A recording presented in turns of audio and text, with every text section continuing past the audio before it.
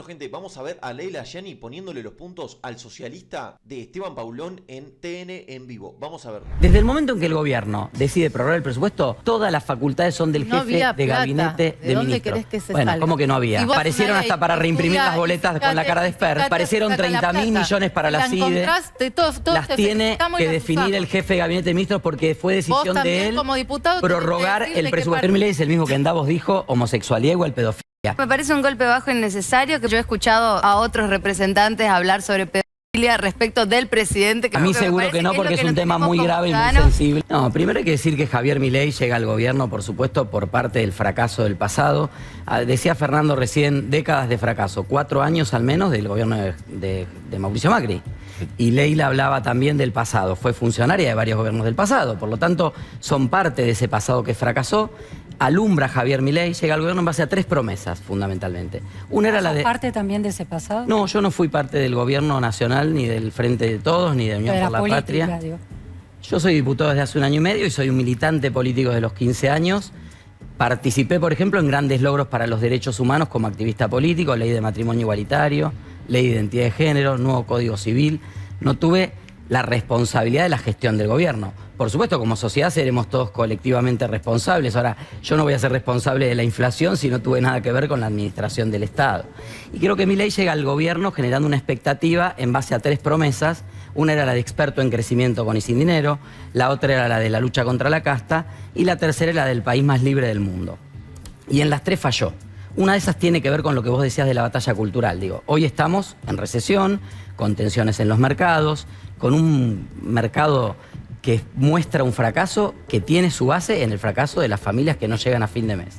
La lucha contra la casta, Andis, el 3%, pañales, oftalmología, libre, expert, digo, un montón de cuestiones que también ponen en cuestionamiento esa idea de un gobierno impoluto contra la casta. Y termino con esto, el tema del país más libre del mundo, un país donde el propio presidente tiene una enorme intolerancia y aquellos que expresamos ideas diferentes, o en mi caso también hasta en lo personal, por mi propia orientación sexual, por ser un activista gay del colectivo LGBT, que he sido, bueno, hoy mismo nos vandalizaron afiches en la calle de la campaña, pedocida, digo, hay una cultura del odio que tenemos que vencer. Sobre ese triple fracaso, llegamos a esta elección con un gobierno bajo una tensión muy concreta. Bien, Fernando, ahí habló de muchas cosas. Sí. Una de las cosas fue un cuestionamiento fuerte al gobierno de Macri. Sí, lamento, no comparto en lo mínimo. Me parece que el gobierno de Mauricio fue un gobierno muy exitoso en un montón de aspectos, independientemente de si fue reelecto o no. Creo que hubo una mejora sustancial en la Argentina en ese momento.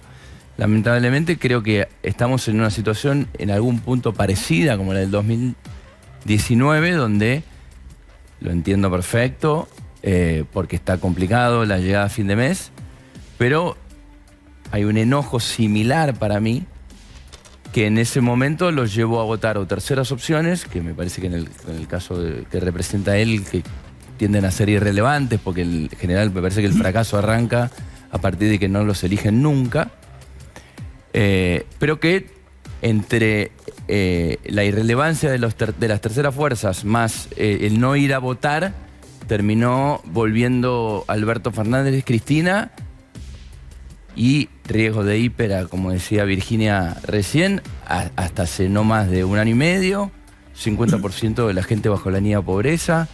Entonces, me parece que esta es una elección binaria. Yo lo vengo planteando así, lo creo sinceramente, y veo que o se ratifica el rumbo, más allá de que vos sabés, Diego, que tenemos algunas diferencias, o se vuelve para atrás y es Cristina festejando en el balcón. Leila.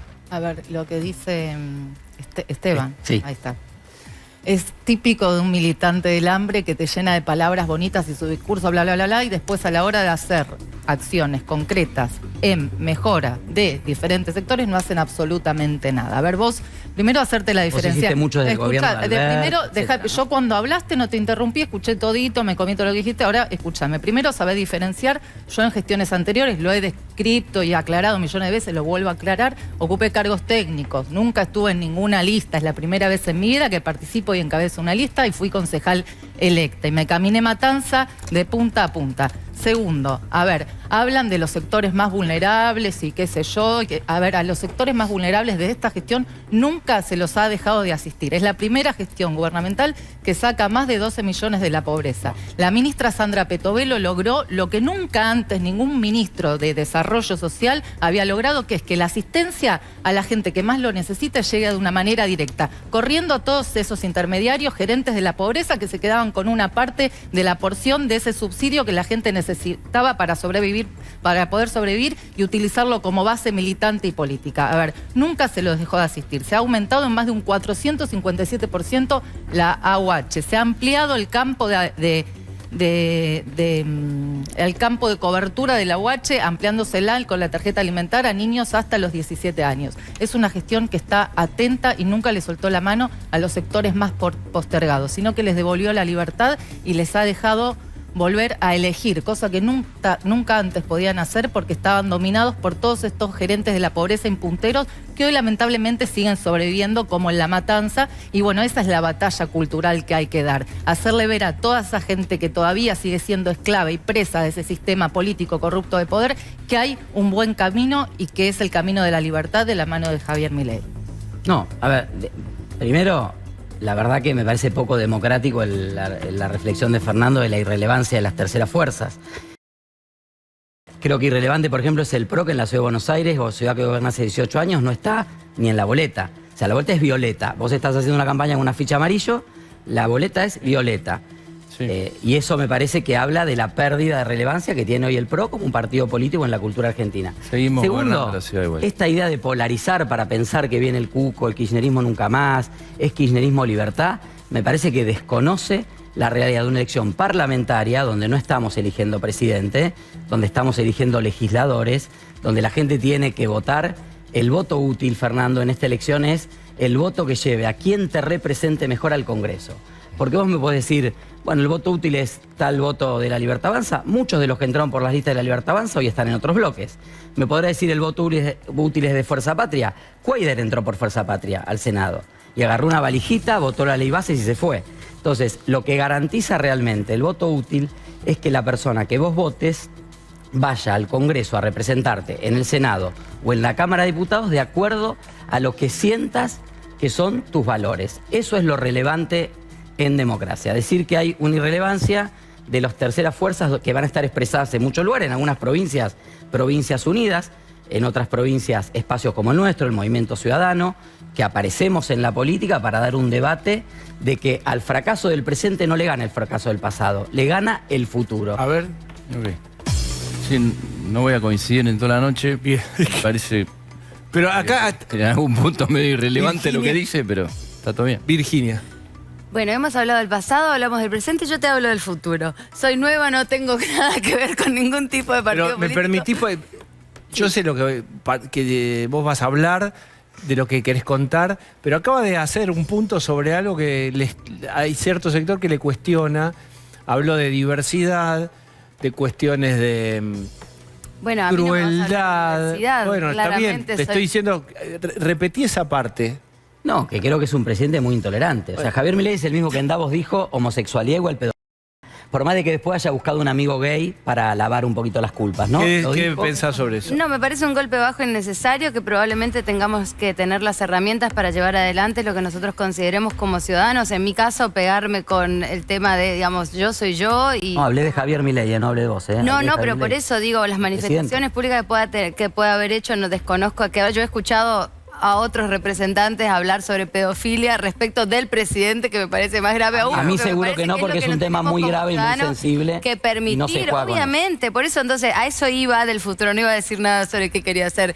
Simplemente del hecho de cómo hacemos todos, desde el partido que nos represente, desde el lugar que a cada uno nos toca, para poder avanzar hacia esas reformas que a cada uno como ciudadanos nos preocupan. En Santa Fe se inauguró una cárcel de máxima seguridad, la inauguró Puyaro. Sí. ¿Acompaña el socialismo la creación de esa cárcel de máxima seguridad, que haya supresión de la posibilidad de hablar por teléfono, de los capos narcos que estaban en cárceles federales, etcétera? Somos parte del gobierno en Santa Fe en Unidos y de hecho Maximiliano Puyaro fue ministro de Seguridad de Miguel Lifshitz, así que hay un acompañamiento a esa política desde ya. que tiene que ver con también una acción mancomunada de la nación y la provincia. A veces se pregunta qué pasó, por qué. Rosario no era una ciudad fantasma, digo. Patricia Bullrich, en la hipérbole siempre al borde de la banquina, dice, en Rosario no había bares, no había almacenes, eso es mentira, no es así. Había una situación compleja de violencia, fruto del abandono del gobierno nacional anterior, al gobierno peronista también de Omar Perotti. Cuando cambiaron las administraciones hubo un mayor diálogo, una mayor coordinación, y obviamente eso contribuyó con muchas medidas que tomó el gobierno provincial a una pacificación. Pero si Patricia Bullrich te dijera, ciudad. Contámela como quieras, pero ahora se redujo el crimen en Rosario y en Santa Fe. Mirá, vos Está bien, pero vos me discutís lo de la ciudad fantasma. Yo lo que te discuto, o lo que te discutiría son los números. Es decir, ¿qué debería ocurrir para que vos aceptes que mejoró en esta gestión nacional la seguridad? También por la acción del gobierno provincial. Dije, iniciando hay una concurrencia de un gobierno nacional que se puso de acuerdo con un gobierno provincial, de una justicia que avanzó, fiscales muy valientes que avanzaron contra un juez que apañaba a los narcos, una serie de cuestiones que hicieron que la situación mejorara. La responsabilidad principal en el territorio es de la policía provincial. La expresión narcosocialismo la usó el Cuervo Larroque, claro, por supuesto, y nos estigmatizó. Por eso cuando Patricia Bullrich dice Rosario ciudad fantasma, no es muy diferente a narcosocialista. No estigmaticemos. Rosario es diferente, pará. Bueno, Diego, Rosario no es una ciudad donde florece el narco. Rosario es una ciudad que es un puerto. Es una ciudad extraordinaria. Es una ciudad extraordinaria. Pero pasaron mucha inacción muchos años. Hay un puerto, responsabilidad federal. Confluyen todas las rutas del país. La 34 nos une con Bolivia, la 11 con Paraguay y Brasil, la 9 también con el norte. Digo, rutas que llegaban a Rosario y que no tenían ningún tipo de control. Pero parecía que no se podía hacer nada. Sí, se podía hacer y se hizo, de hecho en el periodo de Miguel Lifchit también bajó la violencia urbana. No tanto como ahora, pero bajó. Bueno, había una concurrencia también con el gobierno. Pero déjame decirte una cosita que me parece importante, algo que dijo Fernando. A ver. No, digo, en ese momento Mauricio era el presidente. Había un gobernador que se cargó la política de seguridad y había una coordinación con la nación. Gracias. Desde el inicio. Desde el inicio estoy diciendo lo mismo. La primera. Pero déjame decir una cosa, te voy a dar otra. Dale, gracias. Dice Fernando, la responsabilidad principal. ¿Van a tomar algo juntos después del programa? No, pero yo digo, como Macri lo apoyó el diputado, para que me vota a mí de senador acá en la Ciudad de Buenos Aires, que estoy de candidato por el Movimiento Ciudadano, es una posibilidad. Pero te digo, la máxima responsabilidad de lo que pase a partir del lunes es del presidente, por supuesto, porque es la máxima figura. Y 2 o 3 cosas para que esa responsabilidad tenga sustento. Primero, señor presidente, cumpla las leyes que votó el Congreso. Cumpla la ley de emergencia en discapacidad, cumpla con el financiamiento universitario, cumpla con la ley de emergencia pediátrica que están publicadas y que usted inexplicablemente, no me venga con el cuento de las partidas, porque usted decidió prorrogar el presupuesto, cumplan con la Constitución. Leila, que se agarra la cabeza. No, primero, hay que destacar la excelente gestión de Patricia Bullrich a cargo del Ministerio de Seguridad, de Mariano Cunio Libarona también, que ambos llevaron al Congreso y realizaron las gestiones necesarias para que se aprueben los proyectos de las leyes que se han convertido en reiterancia, juicio en ausencia, ley antimafias, que son necesarias como para abarcar y tratar todas estas problemáticas de los graves delitos que sucedieron y han sucedido hasta la intervención de Bullrich en Rosario, como está hoy la provincia de Buenos Aires, que se necesita que la seguridad vuelva a las calles, que las calles vuelvan a ser de los vecinos. En La Matanza, el narcotráfico, bueno, lo digo siempre, ha avanzado de una manera enorme. Cada vez hay más barrios que están cooptados y manejados por narcos, ya no son de los vecinos, no transitan de una manera libre. El sábado pasado en González Catán mataron de 3 tiros a un pibe, Franco Guzmán, en una plaza, porque estaba sentado en un lugar en donde era era el sector de un narco del barrio. O sea, el arbolito tenía que estar ahí, el pibe estaba sentado tomando un bate y le metieron 3 tiros. Y eso sucede en toda La Matanza. Bueno, tuvimos el caso lamentable de Brenda, Lara y Morena hace un mes y pico. Es necesario desde justamente el Congreso Nacional que hayan diputados y senadores que aprueben leyes tendientes a mejorar las políticas públicas en materia de seguridad para que después desde el Ejecutivo se puedan comenzar a ejecutar. Y obviamente necesitamos gobernadores comprometidos e intendentes comprometidos, porque después podemos hacer todo el esfuerzo nacional posible, pero tenés intendentes que te ponen trabas para habilitar como Espinosa, que te suben las tasas municipales, que dejan zonas liberadas, que no invierten en seguridad seguridad, que la policía bonaerense cada vez se está cayendo más a pedazos, que no te toman una denuncia, y todo el esfuerzo que estamos haciendo, bueno, los que vivimos en la provincia de Buenos Aires la estamos pasando cada vez peor. Y necesitamos también el acompañamiento en estos ejes, al menos, de los intendentes, a vos, Fernandito, te hablo, y del gobernador Kicillof. ¿Pero qué pasa con las leyes que fueron aprobadas y el gobierno se resiste a implementar? Las leyes a cuáles te referís. Sancionadas, la universidad, claro, promulgadas. Totalmente promulgadas. A ver, a mí me parece como muy irresponsable aprobar una ley, por ejemplo... Es el sistema republicano, Leila. Pero Sí, no, pero es irresponsable Pero dice la Constitución, Leila. esto y no El sabés, presidente y decidió sabés prorrogar el presupuesto, desde Leila, qué ¿eh? partida No el vas a Congreso. sacar el dinero. A ver, Pero fue decisión Está bien del que decirlo, presidente. Leila, Ya pero están las bien, leyes. lo manda la pero vos sos Luis Esper. diputado, cobrás un sueldo, además hay un montón de diputados y senadores que no representan a nadie porque no se caminan los barrios, los vecinos no saben ni quiénes son ni Pero eso quiénes es los otro están tema, representando. Leila, eso- Bueno, pero es de una manera irresponsable promulgar Congreso una ley funciona o sin no saber funciona? de Si qué funciona, tienen que partida implementarse presupuestaria vas a sacar y el entrar en dinero. vigencia. Leila, las fue leyes. Hacen decisión, como Fernando fue decisión Espinosa de que te Milei presenta y el de Esper. presupuesto sin los desagregados. Nosotros los diputados Es así. estábamos en la comisión de presupuesto. Vos votaste en noviembre estas leyes del año tanto pasado. que decías de te Rosario voy a hablar de Alemán, votaste a favor de algunas sí, antimafia, otras no. reiterancia y juicio en Algunas sí, ausencia. otras no. ¿Cuál sí? Antimafia, imagino que Buscá sí. en el No, no, récord te de las pregunto, pero yo no votaciones. sé qué Antimafia la votaste. votamos a favor. Bueno, muy bien. Ahora, te digo una cosa, presupuesto.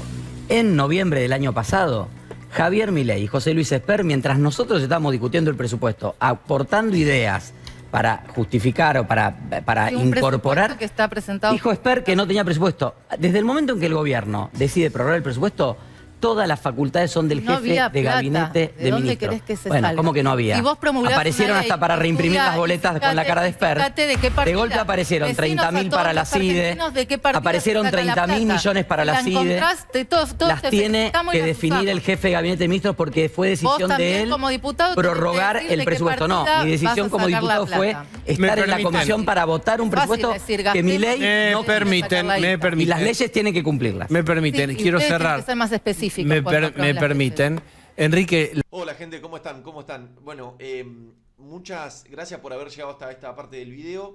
Me gustó este debate y este cruce con Leila Yani, o sea, protagonizado por Leila Yani y Esteban Paulón, que bueno, me parece que las ideas que tienen son, viste, como siempre, las ideas del socialismo y del comunismo me parecen muy de estudiantes de facultad, ¿no? Estudiantes de que quiere que el mundo sea totalmente distinto y fantasía, tiene una fantasea con ¿viste? Con un mundo que no se justamente que no se puede materializar al final del día. ¿Por qué? Porque justamente es una utopía pensar de que todos pueden o todos tienen, porque es peor que todos piensen que todos tienen que ser iguales. ¿Por qué? Porque incluso dentro del mismo, o sea, si nos consideramos como justamente animales, que somos animales nosotros, dentro de un mundo, dentro de las otras especies, también hay rangos, hay jerarquías. Las jerarquías existen, o sea, hay personas que son más capaces y personas que no son tan capaces. Y entonces están subordinadas a las personas que son más capaces. Es así, esto es un mundo, es así el mundo. Anda a la especie de los hipopótamos, anda a la especie de las hormigas, anda a las especies de las serpientes y vas a ver que es así. Las serpientes de mayor porte dominan a las de menor porte. En nuestro caso, en la especie humana, como el porte no es lo esencial, lo esencial en esta era es la inteligencia y el capital que uno tenga. La inteligencia, el capital, pero más que nada la inteligencia. O sea, la inteligencia supera todo. Entonces, ¿qué hace? Si vos tenés mucha inteligencia, tenés subordinados que tienen menos inteligencia. Es así. Y es así. O sea, no, viste, le quieren dar otra forma, quieren hacer que el que tenga más inteligencia entonces pague tantos impuestos como para que el de la inteligencia menor esté a la misma altura. Y eso tarde o temprano se quiebra, es un sistema que no podría andar. Así que tienen esas ideas de estudiantes que fuman ahí en el recreo de la facultad. Es impresionante. Así que nada, gente, por eso se los quería traer a este Paulón. Así que nada, gente, bueno, muchas gracias y nos vemos en el próximo. Chau, chau.